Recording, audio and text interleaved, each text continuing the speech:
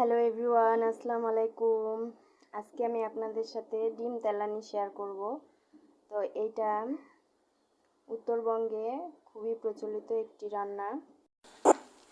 দক্ষিণ অঞ্চলের দিকে এটা আদা রসুন বিভিন্ন মশলা দিয়ে মডিফাই করে ওদের মতো করে রান্না করে, কিন্তু সেটা উত্তরবঙ্গের মতো হয় না। উত্তরবঙ্গে হয় কি, হালকা মশলা দিয়ে একদম পাতলা ঝোল করে রান্না করে। এইটা আর গরম ভাত, এটা হলে আর কিছুই লাগে না। তো এইরকম করেই রান্না করে। তো আজকে আমি ওইভাবে করব না, আমি আজকে গ্রেভি টাইপের ভুনা করে রান্না করব। তো পুরো ভিডিওটি আপনারা আমার সাথেই থাকবেন, আমি অনেক টিপস শেয়ার করেছি।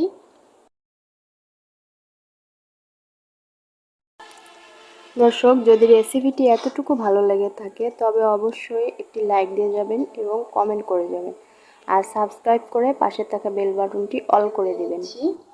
পরিমাণ মতো তেল, 4টা ডিম রান্না করব। দিয়ে নিচ্ছি পেঁয়াজ কুচি, তারপরে যে এলাচ দারচিনি কয়েক টুকরা,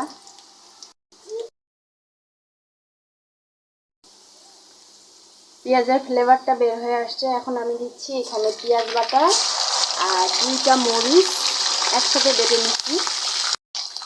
দিয়ে দিচ্ছি জিরা বাটা, আপনারা জিরা গুঁড়া ব্যবহার করতে পারেন, কোনো অসুবিধা নাই। দিয়ে দিচ্ছি মরিচ গুঁড়া, দিয়ে দিচ্ছি পরিমাণ মতো লবণ, দিয়ে দিচ্ছি হলুদ।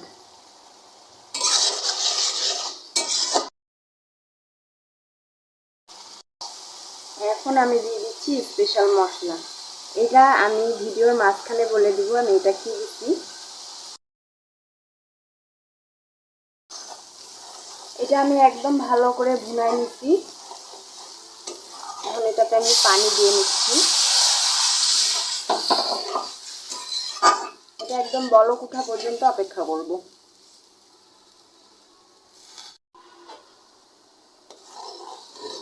এটা একদম বলক উঠে গেছে। চুলার জালটা একটু কম করে নিয়ে আমি এক এক করে ডিমগুলো দিয়ে দিব।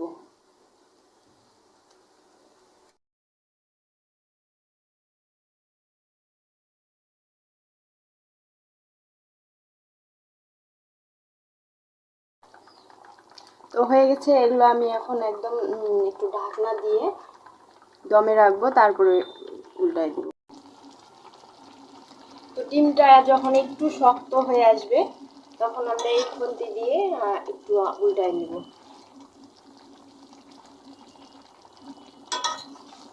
এই কাজটা একদম হালকা হাতে করতে হবে।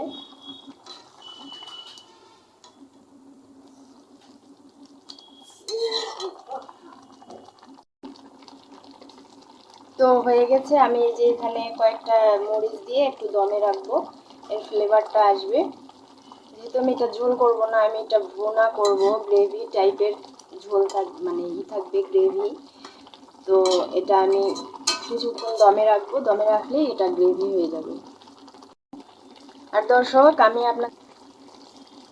দর্শক, যেটা আমি মশলার কথা বলছিলাম, সিক্রেট মশলা, এটা হচ্ছে এইটা রাঁধুনি রেডিমিক্স মুরগির মাংসের মশলা। এইটা আমি দিচ্ছি। এটা আমার দমে রাখা হয়ে গেছে। তো এটা হয়ে গেছে। দর্শক, রেসিপিটি যদি ভালো লাগে বাসায় অবশ্যই ট্রাই করবেন, আর কেমন হলো অবশ্যই কমেন্টে জানাবেন। তো আজকে এ পর্যন্তই, ভালো থাকবেন, ভালো রাখবেন। আল্লাহ হাফেজ।